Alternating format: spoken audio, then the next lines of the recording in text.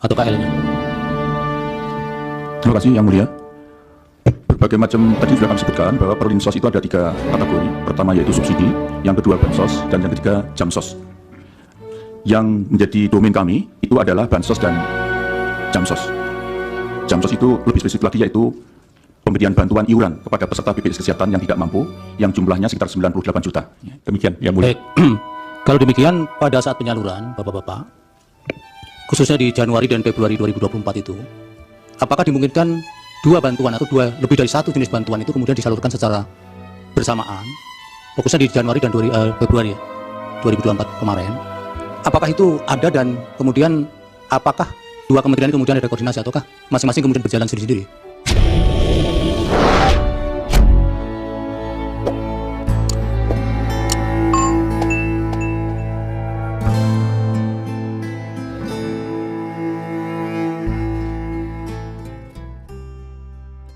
Seharusnya Mahkamah Konstitusi memanggil Jokowi.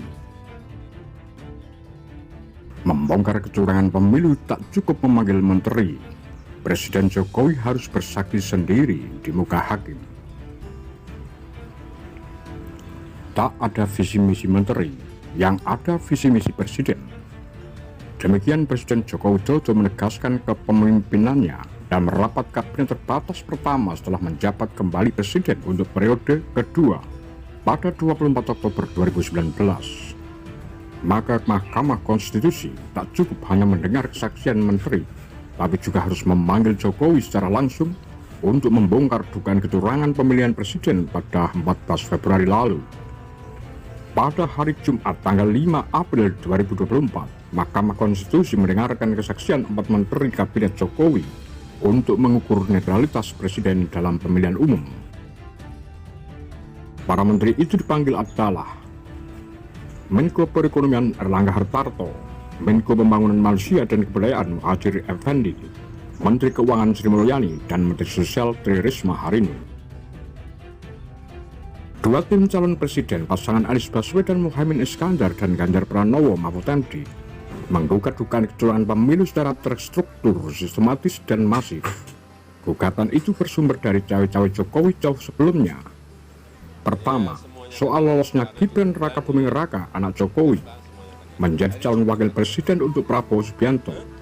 Gibran yang belum cukup syarat menjadi kandidat wakil presiden menurut Undang-Undang Pemilu bisa melaju setelah Mahkamah Konstitusi mengubah pasal 169 huruf Q. Sidang Hakim Konstitusi itu dipimpin oleh Anwar Osman, adik ipar Jokowi. Investigasi Tempo menemukan ada usaha kekuasaan mempengaruhi para hakim agar mengabulkan gugatan merevisi pasal tersebut. Kemudian soal pengerahan aparatur negara untuk memengaruhi pemilih, juga penyaluran bantuan sosial menjelang pemilu agar para pemilih mendukung pasangan Prabowo Gibran. Dalam pembagian bansos itu, para menteri yang mendukung Prabowo Gibran meminta penerima bantuan berterima kasih kepada Jokowi. Cawe-cawe Jokowi itu menghasilkan kemenangan bagi Prabowo Gibran dengan suara mayoritas 58,6% menurut rekapitulasi suara Komisi Pemilihan Umum. Dengan masifnya pengerahan sumber daya negara mendukung Prabowo Gibran itu, kesaksian 4 menteri tersebut tidaklah cukup. Para menteri, sebagaimana pernyataan Jokowi di awal pemerintahan periode kedua, hanya menjalankan apa yang diperintahkan presiden. Maka jika bansos 6 bulan dirapel pada awal Februari, para menteri menjalankannya atas perintah atasannya. 4 menteri tentu tak cukup memanggil cawe-cawe kekuasaan. 4 menteri itu hanya terlibat mengurus bansos.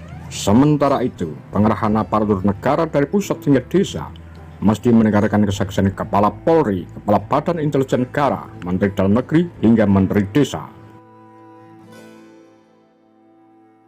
Lagi pula, karena masih menjadi bagian kabinet, kesaksian 4 menteri itu bisa jadi formalitas belaka. Mereka akan memberikan pernyataan normatif, alih-alih menyampaikan kenyataan melaksanakan cawe-cawe Jokowi memenangkan anaknya. Karena itu, memanggil keterangan dari anak buah presiden tak akan cukup menjadi bekal Hakim Konstitusi menimbang tuduhan kecurangan pemilu secara sistematis.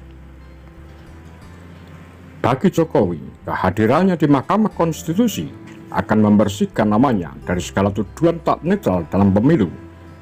Ketidaknetralan presiden adalah aib karena memakai kekuasaan memenangkan kandidat yang ia dukung. Jika Jokowi bisa menunjukkan ia tak terlibat dalam pemilu, tak bekerja memakai uang negara demi sayang anak, tuduhan kecurangan dengan sendirinya batal. Sejarah akan mencatat ia sebagai seorang negarawan sejati, demokrat tulen, yang membiarkan anaknya bertarung sendiri menggapai kekuasaannya.